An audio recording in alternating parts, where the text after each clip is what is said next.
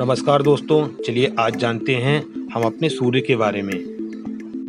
दोस्तों, सूर्य को वेदों में जगत की आत्मा कहा गया है और समस्त चराचर जगत की आत्मा सूर्य ही है और सूर्य से ही इस पृथ्वी पर जीवन है और ये आज एक सर्वमान्य सत्य है। और वैदिक काल में आर्य लोग सूर्य को ही सारे जगत का कर्ता धर्ता मानते थे और सूर्य का शब्दार्थ होता है सर्व प्रेरक और ये सर्व प्रकाशक और सर्व प्रवर्तक होने से ये सर्व कल्याणकारी है और ऋग्वेद के देवताओं में सूर्य देव का महत्वपूर्ण स्थान है और यजुर्वेद में इसे भगवान का नेत्र कहा गया है।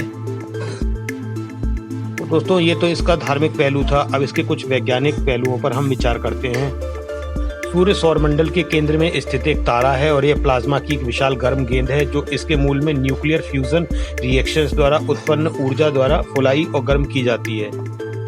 और दोस्तों, सूर्य में मुख्यतः 6 परतें अर्थात 6 लेयर्स हैं: corona, chromosphere, photosphere, convective zone, radiative zone और कोर। और दोस्तों, अगर इसकी बनावट अर्थात परमाणु संरचना की बात करें तो 91% इसमें हाइड्रोजन है, 8.9% हीलियम है और बाकी 0.1% अन्य भारी तत्व हैं। और इस ऊर्जा का एक भाग इसकी सरफेस से दृश्य प्रकाश अर्थात विजिबल लाइट, पराबैंगनी, अल्ट्रावायलेट और इंफ्रारेड रेडिएशन के रूप में एमिट होता रहता है, उत्सर्जित होता है, जो कि पृथ्वी पर जीवन के लिए अधिकांश ऊर्जा प्रदान करता है। और इसके केंद्र का तापमान करीब 1.5 करोड़ डिग्री सेंटीग्रेड है। और सूर्य पर किस तरह से हाइड्रोजन से हीलियम बनती है ये आप डायग्राम के द्वारा देख सकते हैं। और कई संस्कृतियों में सूर्य पूजनीय वस्तु रहा है। प्राचीन काल से ही खगोलीय अनुसंधान का प्रमुख विषय है और यहाँ थर्मोन्यूक्लियर फ्यूजन रिएक्शन होती है जिसमें रेडिएशन, इलेक्ट्रिसिटी और सोलर विंड प्रोड्यूस होता है। और दोस्तों, अगर हम मेनली देखें तो हम सूर्य की ऊर्जा का ही हर तरह से उपयोग करते हैं और जीवन के हर रूप के लिए सूर्य की ऊर्जा आवश्यक है, ये हम सभी जानते हैं। और हमारी धरती अर्थात पृथ्वी से इसकी दूरी 1 एस्ट्रोनॉमिकल यूनिट अर्थात 14 करोड़ 96 लाख किलोमीटर है। और इसकी स्पेक्ट्रम के हिसाब से वैज्ञानिकों ने इसे G2V टाइप के तारों में रखा है। और दोस्तों, सूर्य भी स्थिर नहीं है, ये अपने पूरे सौरमंडल के साथ आकाशगंगा के केंद्र का चक्कर लगाता है और वहाँ से ये 24,000 से 28,000 लाइट ईयर दूर है।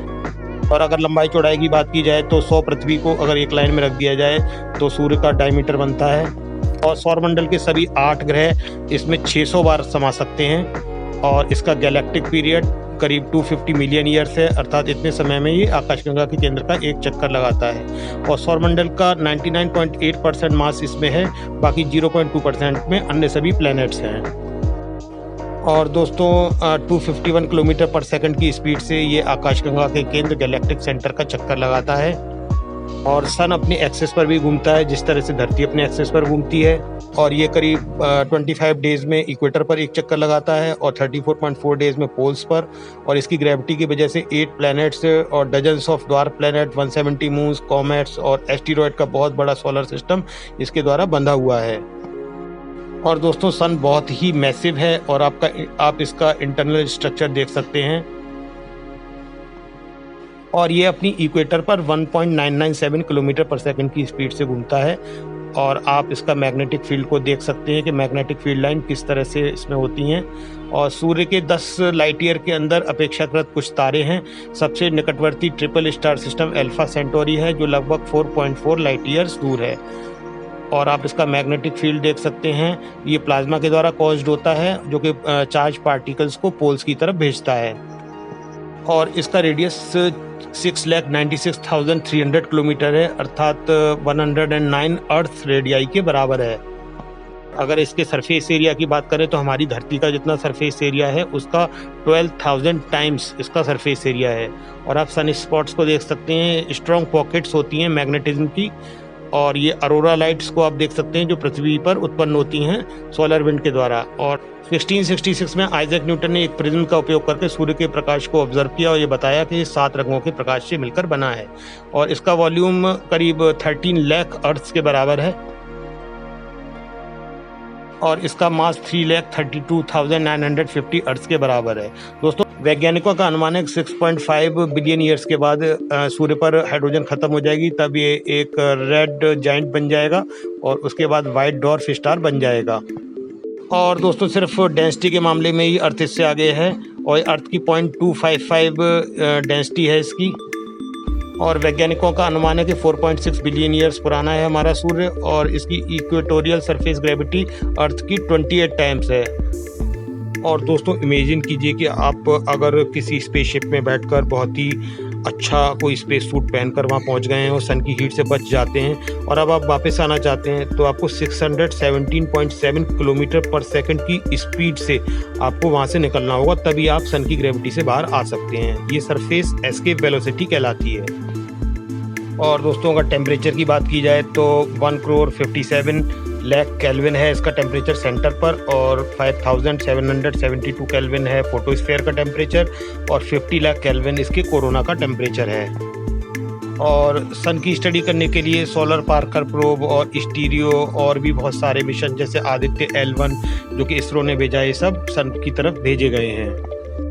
और इसके फोटोस्फीयर में कौन कौन से एलिमेंट्स हैं ये आप इस लिस्ट में देख सकते हैं। मेनली हाइड्रोजन और हीलियम है, और बाकी और एलिमेंट्स हैं। और सन करीब 24,000 से 28,000 लाइट ईयर की दूरी पर गैलेक्टिक सेंटर की ऑर्बिट करता है, और पृथ्वी से 1 एस्ट्रोनॉमिकल यूनिट या लगभग 8 लाइट मिनट्स दूर है। और इसका डायमीटर लगभग 13,91,400 किलोमीटर है, और ये अर्थ से 109 टाइम्स है डायमीटर, और इसका मास अर्थ के मास का लगभग 3,30,000 टाइम्स है, जो कि सौरमंडल के कुल मास का लगभग 99.86% है। और सन के मास का लगभग 3/4 हिस्सा 73% हाइड्रोजन है, और बाकी हीलियम है, और इसके अलावा ऑक्सीजन, कार्बन, नियॉन और आयरन सहित अन्य हैवी एलिमेंट्स बहुत कम मात्रा में हैं। और हमारा सन एक जी टाइप का मेन सीक्वेंस स्टार है, G2b है, जिसे अनौपचारिक रूप से येलो ड्वार्फ कहा जाता है, हालांकि इसके प्रकाश का रंग वास्तव में सफ़ेद है। और इसका निर्माण लगभग 4.6 अरब वर्ष पहले एक बड़े आणविक बादल अर्थात मॉलिक्यूलर क्लाउड के क्षेत्र के भीतर ग्रेविटेशनल कोलैप्स से हुआ था। और इस प्लैनेटरी नेबुला का अधिकांश भाग इसके सेंटर में एकत्रित हो गया, जबकि शेष भाग चपटा होकर एक ऑर्बिटिंग डिस्क में बदल गया, जो कि बाद में सौरमंडल बन गया। और इसका सेंट्रल मास अर्थात केंद्रीय द्रव्यमान इतना गर्म और सघन अर्थात डेंस हो गया कि अंततः इसके सेंटर में न्यूक्लियर फ्यूजन प्रोसेस शुरू हो गया, और ऐसा माना जाता है कि लगभग सभी तारे अर्थात स्टार्स इसी प्रक्रिया से बनते हैं। और आपको जानकर आश्चर्य होगा कि हर सेकंड सूर्य का कोर लगभग 600 अरब किलोग्राम हाइड्रोजन को हीलियम में कन्वर्ट करता है, और 4 अरब किलोग्राम पदार्थ को ऊर्जा में परिवर्तित करता है। और भविष्य में जब सूर्य के कोर में हाइड्रोजन संलयन अर्थात फ्यूजन उस पॉइंट तक कम हो जाएगा जहां सूर्य हाइड्रोस्टैटिक संतुलन में नहीं रहेगा, तो इसके कोर में डेंसिटी और तापमान में बहुत ज़्यादा वृद्धि हो जाएगी, जिससे कि इसकी बाहरी परतों का विस्तार हो जाएगा, जो अंततः सूर्य को एक रेड ड्वार्फ स्टार में बदल देगा। तो ये रेड ड्वार्फ धीरे धीरे इतना बड़ा होता जाएगा कि प्लैनेट मरकरी, वीनस और अर्थ को अपने अंदर निगल लेगा, और यह प्रक्रिया सूर्य को इतना बड़ा बना देगी कि पृथ्वी आज से लगभग 5 अरब वर्ष बाद रहने लायक नहीं रहेगी, और इसके बाद सूर्य अपनी बाहरी परतों को छोड़ देगा और एक डेंस टाइप का ठंडा तारा, एक वाइट ड्वार्फ स्टार बन जाएगा। और दोस्तों सनलाइट के बारे में एक बड़ी ही सरप्राइजिंग बात यह है कि इसमें एंटीसेप्टिक गुण होते हैं, और इसका उपयोग उपकरणों पानी को स्वच्छ करने के लिए किया जा सकता है। तो हम बात फ्यूज़न की कर रहे थे, तो अब इसके बाद सन फ्यूज़न द्वारा ऊर्जा का फिर से उत्पादन नहीं करेगा, लेकिन ये फिर भी खरबों वर्षों तक चमकता रहेगा, जो पिछली इसकी फ्यूज़न की एनर्जी है। और उसके बाद ये थ्योरी दी गई है कि ये बहुत ज़्यादा डेंस ब्लैक ड्वार्फ बन जाएगा, जिससे फिर कोई ऊर्जा नहीं निकलेगी। और दोस्तों यूवी रेडिएशन सनबर्न का कारण भी होता है, और इससे स्किन कैंसर भी हो सकता है, और विटामिन डी के उत्पादन के लिए भी ये आवश्यक है। और अनुमान है कि आकाशगंगा के लगभग 85% तारों से अधिक हमारा सूर्य चमकीला है, जिनमें से अधिकांश रेड ड्वार्फ्स हैं। और सूर्य पृथ्वी के आकाश में अब तक की सबसे चमकीली वस्तु है, और ये अगले सबसे चमकीले तारे सीरियस से लगभग 13 अरब गुना अधिक चमकीला है। सूर्य के प्रकाश की ऊर्जा फोटोसिंथेसिस द्वारा पृथ्वी पर लगभग सभी जीवन को संचालित करती है, और पृथ्वी की जलवायु और मौसम को नियंत्रित करती है।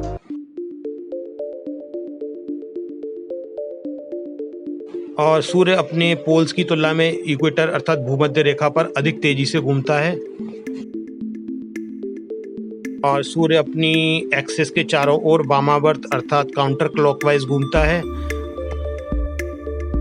और सूर्य पर सभी हैवी एलिमेंट्स उसके मास का 2% से भी कम है, जिसमें ऑक्सीजन सूर्य के मास का लगभग 1% है, कार्बन 0.3%, नियॉन 0.2% और आयरन 0.2% शामिल हैं। ये सर्वाधिक अधिक मात्रा में हैं।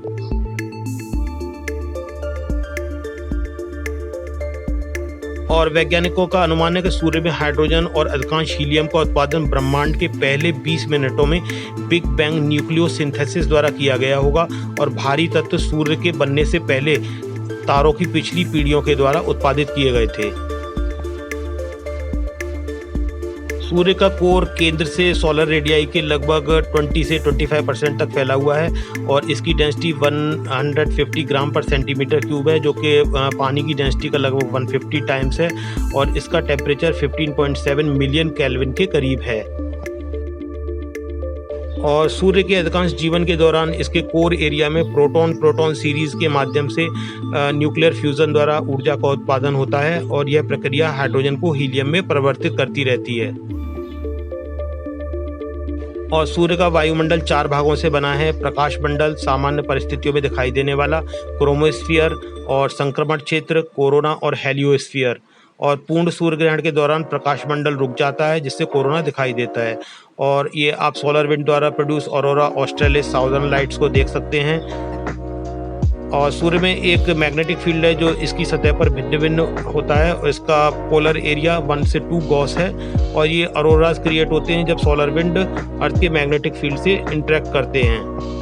और सूर्य विजिबल स्पेक्ट्रम में लाइट एमिट करता है, इसलिए इसका रंग सफ़ेद होता है जब इसको अंतरिक्ष से देखा जाता है या जब सूर्य आकाश में अधिक ऊंचाई पर होता है। और ये आप अरोरा बोरेलिस की सुंदर लाइट्स को देख सकते हैं, इनको नॉर्दर्न लाइट्स कहते हैं और इसका कारण भी वही है जो कि अरोरा ऑस्ट्रेलिस का है। और दोस्तों, ये एटमॉस्फेरिक स्कैटरिंग द्वारा सन कभी कभी पीला, लाल, नारंगी, मेजेंटा या कभी कभी हरा और नीला भी दिख सकता है, लेकिन ऐसा तभी होता है जब सूर्य थोड़ा अधिक नीचाई पर होता है। तो दोस्तों, इसके कोर में उत्पन्न फोटोन की सतह तक की यात्रा का अनुमान 10,000 से 1,70,000 वर्ष के बीच है। इसके विपरीत न्यूट्रिनो पार्टिकल्स को सतह तक पहुंचने में केवल 2.3 सेकंड लगते हैं। अर्थात आप जिस धूप को देख रहे हैं, जिस लाइट को देख रहे हैं, वो 1,70,000 वर्ष पहले प्रोड्यूस हुई थी। तो दोस्तों, आई होप कि आपको सन के बारे में बहुत कुछ नया जानने को मिला होगा। अगर वीडियो अच्छा लगे तो लाइक जरूर कीजिएगा, चैनल को सब्सक्राइब कीजिएगा। मिलते हैं फिर आपसे एक नई वीडियो में, तब तक के लिए नमस्कार।